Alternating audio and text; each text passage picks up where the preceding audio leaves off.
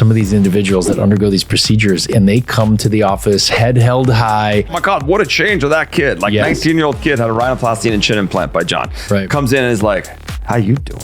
Yeah. You know what I mean? It's a different world. Whereas before he'd put his head down and walk in. And wouldn't say hi to anyone. Right. Now he's like, hey, you single? It's funny. I mean, it's a joke, but it's not really, because it makes people feel better about themselves.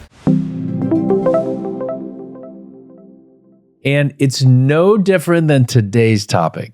I thought it was very interesting. We're talking about not gender reassignment surgery, gender affirming surgery, where males want to look more manly. And one of the big, the impetus for this is watching Yellowstone. That's great. Some of these shows. And so we got an email and they said, look, what can I do to look more manly? We've been watching Rip on Yellowstone. So for those of you guys who are big fans, I definitely am. It's amazing when you look at these cowboys. This is the definition of masculinity, right? I mean, hard work, chiseled features, strong. They can take a beating, and this was like the quintessential definition of masculinity, right? So it's not like make me look younger, but make me look more masculine. Right. So, it's so interesting when we look at the definition of masculinity. And it's always been along the same vein where the male doesn't cry, they take care of their family, they defend themselves and their family, they uphold justice. If you look at kind of the idea behind all of the superheroes, the way they're shaped, the way that you feel safe with them, there are certain defining characteristics. And it's so funny when we look at, and we'll go into this in a little bit. I think what I'll do is I'll take a step back. So if you define masculinity in modern terms, I think it is that you are a defender, you're strong, your family feels safe with you, and there are certain physical features that go with it, right? Absolutely. Whether it's larger frame, muscles, whether it's a clean jawline, a prominent chin, things like that, structured features, right? But I thought it was interesting now when this email came through about Yellowstone, why men are seeking surgery to enhance masculine features. Yeah, I think there's a resurgence of some of these shows where it's really showing masculine men. Absolutely. Military. Even in the show Lioness, if you look at some of the military guys, I mean, Taylor Sheridan himself, who's written more hit shows in the last 5 years than I can count. And he himself chiseled features, muscles, and just exudes confidence. That is, something that we define as masculine. What we're going to do, I think, is we'll do an overview of some of the most common masculine focused surgeries, right? But if you look at science of masculine features, we look at, so how would you as a plastic surgeon define what makes a face masculine? So there's a couple things that I look at, and I think we've seen a rise in this in our practice as well. I'm going to start from top to bottom. I think a thick hairline, hair that's full. Now, it could be gray, right? But it has to be full. So people are that have receding hairlines or that are losing their hair. It's so easy nowadays that people actually, I saw a post on Instagram the other day saying there's no excuse for anyone to be bald. And it's funny because it really isn't. And the cost isn't that much anymore. So to do single follicular unit hair transplantation and get a hair transplant so you can have that confidence. Now, obviously, when you're younger, it's for a lot of people, it's more important to them. Right. But we've seen it in older people too. So I'll start with that. I think that a hairline that is not receding and has a full head of hair is very, very masculine. And again, little white hair is fine. Just a good thick head of hair. What about brows?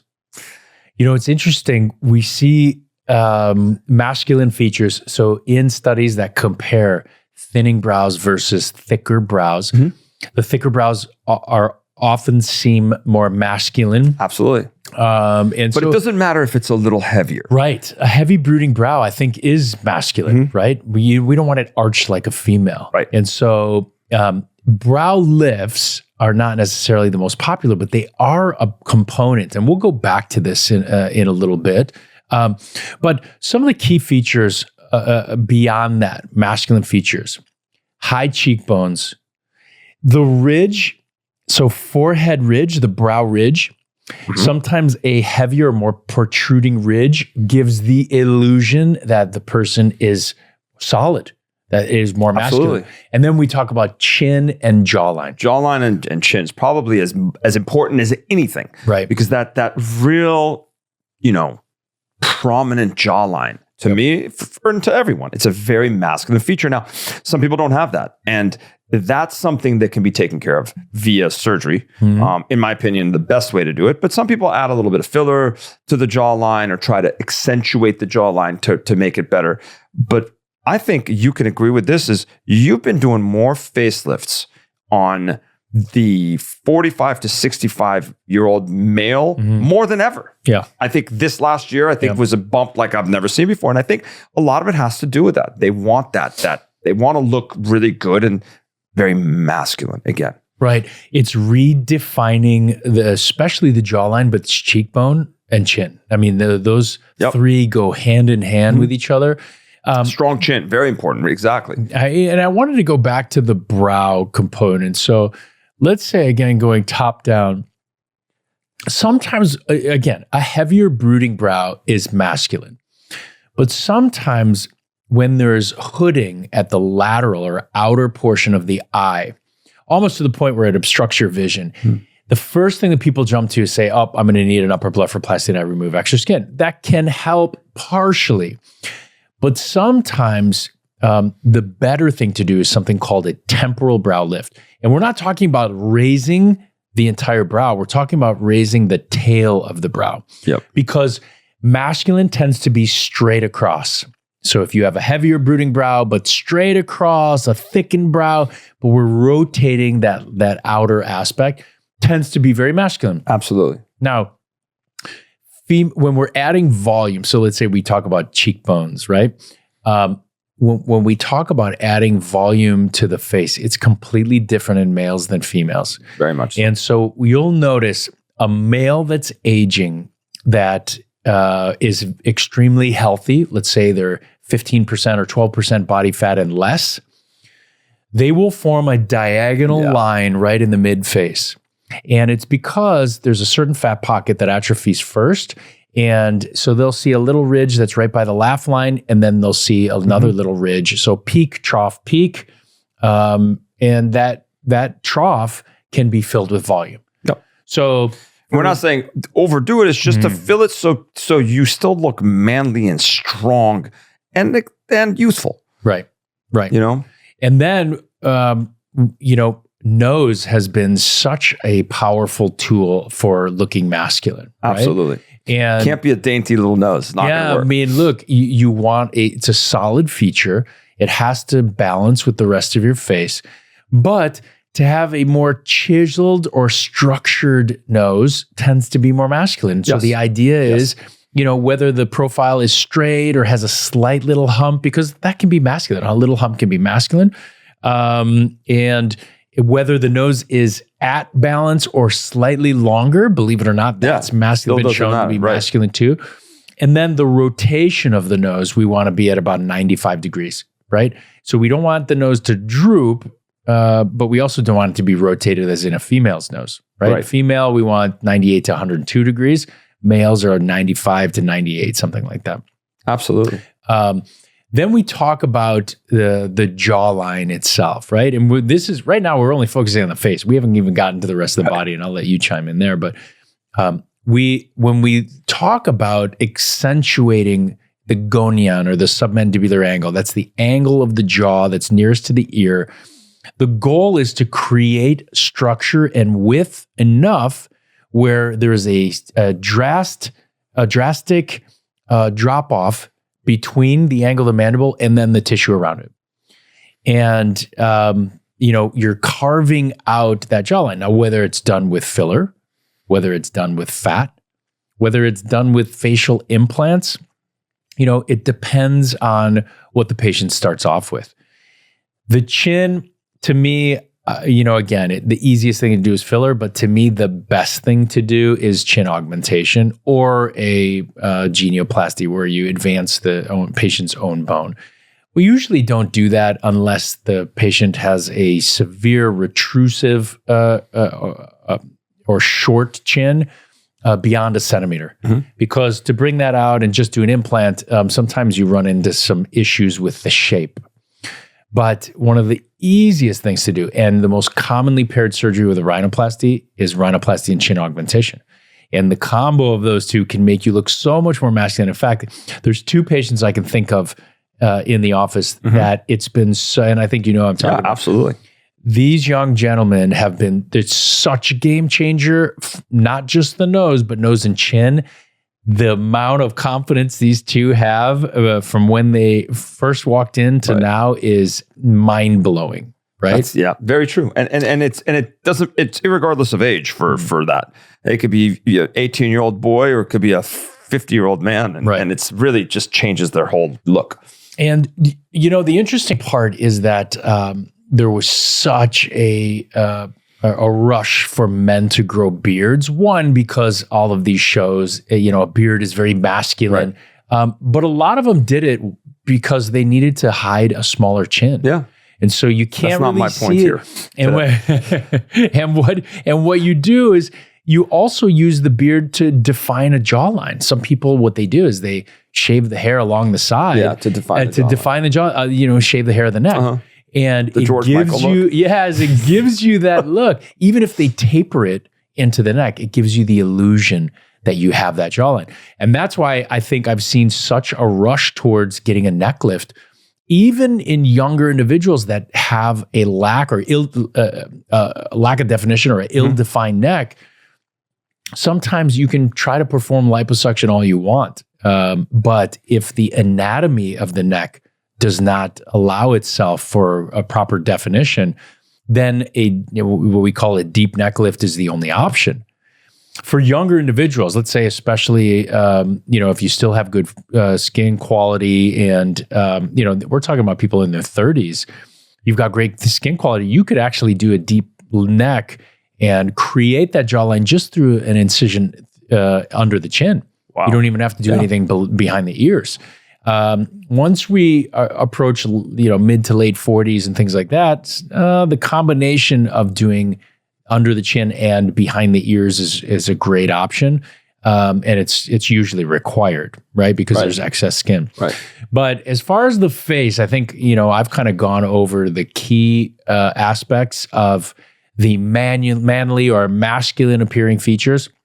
So that's heavier brooding brow, maybe straight across, even a thicker brow ridge, a structured nose where we have, more defined characteristics, higher cheekbones, that angle of the mandible, the chin, which we want to balance but keep strong, and then to eliminate any neck fullness. The idea is to try to create that angle. And we've seen such an uptick in that, but I thought it was so interesting getting the emails saying, look, I've been watching Yellowstone. That's funny. I feel like I want to look more manly. And they specifically, they reference Rip, who's one of the main characters, who's really a rough and tough cowboy, defends his family, and, is the definition of masculinity. I think for you... And you brought it up perfectly, the rough and tough, So strength exudes masculinity. Right.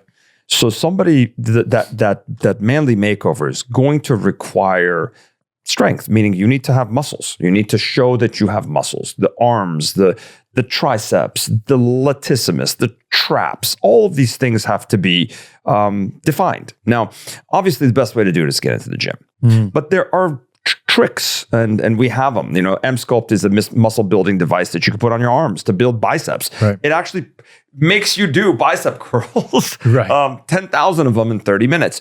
But again, that's one of the real kind of characteristics of someone who's very manly. The other thing is the chest. Chest is probably as important as anywhere else. And Right. I did the surgery last week on a guy who came in who was a bodybuilder, looked incredible, man. And he didn't like the fact that his chest was a so-called gynecomastia, or a little bit bigger around the areas of the nipple. His nipples were kind of puffing out. Right. And what I did was I did a gynecomastia surgery on him, going through the areola, took out a bunch of breast tissue. But I think liposculpting of the chest, of the arms, of the flanks, of the belly, if you think that the belly, or you're tiny bit overweight, or diet and exercise hasn't been able to get rid of some of the fat, then I think to increase the muscle tone and show your muscle, perhaps a little bit of liposuction or lipocontouring can help.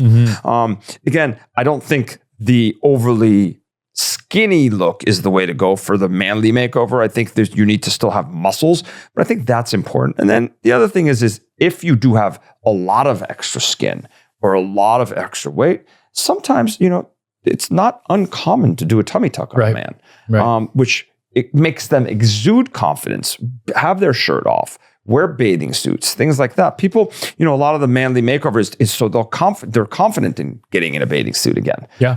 And some people feel like they've let themselves go because they had children or whatever, and there's extra weight, and combination of maybe liposuction and a tirzepatide or glucagon, GLP-1, and some of these things can be great to get you all kind of aligned with everything else. Very important to continue lifestyle modifications, diet and exercise and things like that.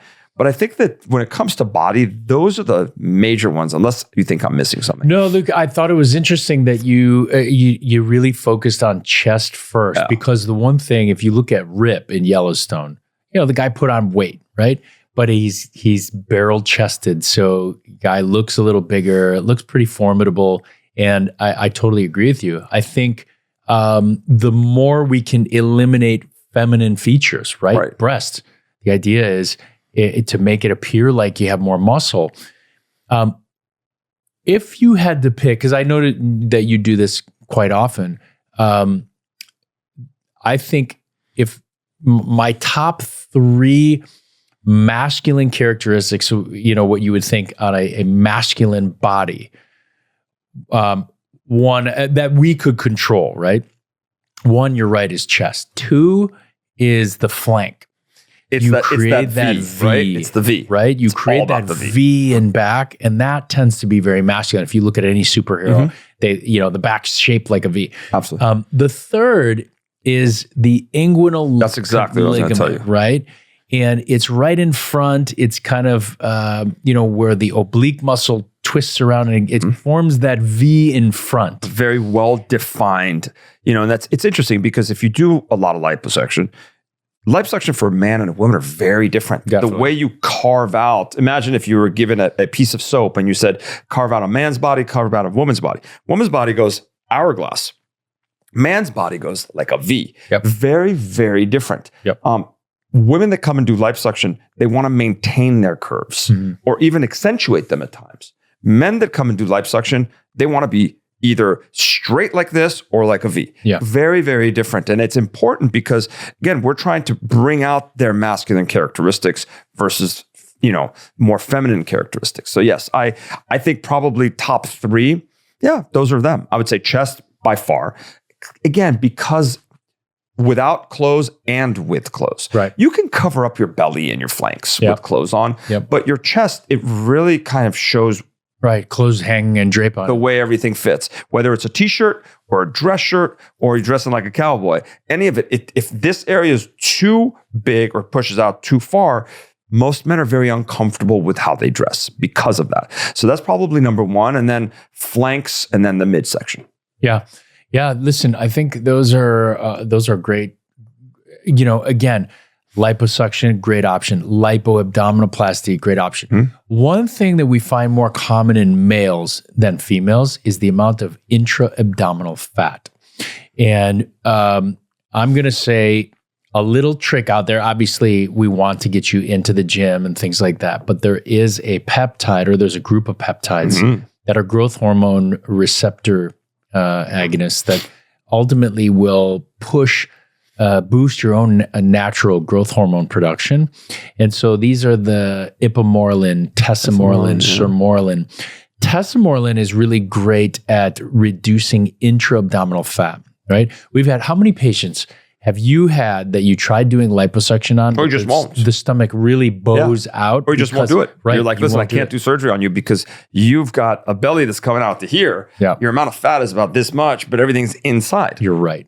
And there's the only way, believe it or not even exercise can reduce a lot of that. It's more diet. It's more diet. All about weight loss. And so that's one thing that can help is a peptide of sermorelin. So you need to see, I would go to Jennifer Timmons, MD, because she's got the full package for you. But the idea would be to try to, get in the gym first. Liposuction is a great option. And listen, where you want to be. And nothing's more muscular than a six pack. And again, that's hard. You need to do diet and lifestyle modification. But again, you want to cheat? There's Emsculpt. There are little cheat codes to a lot of this stuff. Yep. You have to maintain it, but there are cheat codes. There's CoolSculpting. It works great. Anyone who says that it doesn't work great, it's a bunch of baloney, okay? Yeah. People say it doesn't work well because they don't have the machine. We've had it for over 10 years. People, have diet and exercise resistant fat in their flanks, in their abdomen, in their thighs, wherever it is. It's great because a lot of men that come, they say, I don't want to have surgery, man. That's a little weird. I don't want to have liposuction. Like, that's a bad word, which isn't true. But if you don't, there are non-invasive methods to really kind of help sculpt your body so you feel better without clothes on. So you look better with clothes on. So you feel more masculine and don't feel like, oh man, I've got a big belly or there's fat under my arms, or there's so many great little ways to target all these areas. But again, all of it has to be maintained long-term with diet and exercise and lifestyle modifications. There's another little cheat code. This was all the rave a couple of years ago. And this is where people would perform liposuction and then they would fat graft inside the muscle. Mm-hmm. So now imagine you gain weight, but it gains weight in the muscle. So first of all, even after surgery, the muscles look bigger. I don't know how healthy that is. And we never did this, but other people did. Yeah, there were a few surgeons in the area that were really doing it, and kudos to them. I mean, they were doing an amazing job. But then the thought process was the reverse. You gain weight and your muscles get bigger because. Right. But I don't know that they're as strong or as healthy or anything like that. So yeah, I mean, in all reality, this Manly Makeover has kind of two options, right? You can either do non-invasive, where you can strengthen the jawline with a little bit of filler, get a hair transplant and fill your hairline, or get rid of some of the fat and build some muscle. All these things can be done with minimally invasive treatments in an hour, in an hour and a half, in half an hour, in 20 minutes. And then there's the next step. And obviously, always remember the non-invasive treatments, number one, aren't as effective, meaning they're not going to look as dramatic and they're not going to last as long. So if it's something that you're really passionate about, you really want to get after it, then, a neck lift or a chin implant or a fat transfer to the face because you feel like you're looking gaunt and you want to look younger, more youthful and more manly, or direct liposuction in the flanks or abdomen or wherever you feel like you're having kind of stubborn fat, then those treatments are treatments that will last a lifetime sometimes, or at least 10 years. I mean, most of our treatments last at least 10 years. And most of these don't have a significant downtime and you're up and at it in about a week or two. Yeah, I think, but I think right now it's important to let all men know that I think that the stigma or the taboo of men undergoing surgical procedures, those days are over. It's gone. At this point, we know that we can make you look natural, and there's no reason why we can't help jumpstart. I mean, if again, I can think of 10 different patients that we've dramatically changed their life based off of some surgical procedures, and the amount of confidence coming out of it. That's one of the other things. I mean, obviously, we can fix the physical, but the mental aspect of feeling masculine, that confidence factor that's what a lot of women are drawn to. Absolutely. The confident individual. It's not being arrogant. It's the confidence. And you'd be surprised some of these individuals that undergo these procedures and they come to the office head held high. Oh, our employees tell us all the time. You're right. Oh my God, what a change of that kid. Like 19-year-old kid had a rhinoplasty and chin implant by John. Right. Comes in and is like, how you doing? Yeah. You know what I mean? It's a different world. Whereas before he'd put his head down and walk in. And wouldn't say hi to anyone. Right. Now he's like, hey, you single? It's funny. I mean, it's a joke, but it's not really because it makes people feel better about themselves. Yeah. And it's the same thing. It's like if you look good, most of the time you're feeling really good because you've taken care of yourself. You've figured out the little things that you needed a little bit of help with. And it's kind of taken a different trajectory for your life, which is nice. Yeah. Look, I always say the same thing. I always say that when it comes to these procedures, there's no substitute for exercise and eating well, right? There's only so many blueberries you can eat. Yep. And, once you're already there to help you along to the next step, I think that's where our profession shines. And if you want to bring a picture of someone on, Yellowstone or Lioness or any of these guys that are out there taking care of business, and feel free. Yeah, it was so funny. We can't make any promises. It was so funny. I said after watching Yellowstone, I wanted to be a cowboy, and then watching Lioness, I wanted to be in the military. These guys, they exude masculinity, and it's absolutely. Like, man. Now I get that trend, and so. Listen, we have the potential. I'm gonna hammer home the fact that it does not replace exercise and eating healthy, but we do have some advancements that can help. Absolutely. Now this has been great. I agree with the fact that we have been seeing a lot more men, and that stigma's gone. I think people they're like, okay, what if my wife can do it, I can't do it. We have a husband and wife that come in. We have a lot of husband and wife. This one, it really kind of stands out. And, she came in because she wanted her implants out. So I took her implants out and did a mastopexy on her. While he was in the room, he's like, what can I do? You guys do hair transplant? I want to do hair transplant. So everything she did, he would try to one up her. It's so funny. Next he came and had a facelift with you. Yeah. And it was so funny. And they keep coming, what else can we do?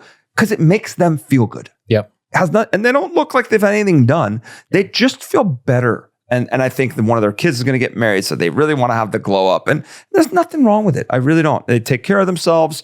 They have the means to get it done. And it's nice to see how couples are doing things together now, because they're like, I don't want my wife to look that much better than me. Right. Yeah, the stigma's gone. If you like this video, you're going to love this one.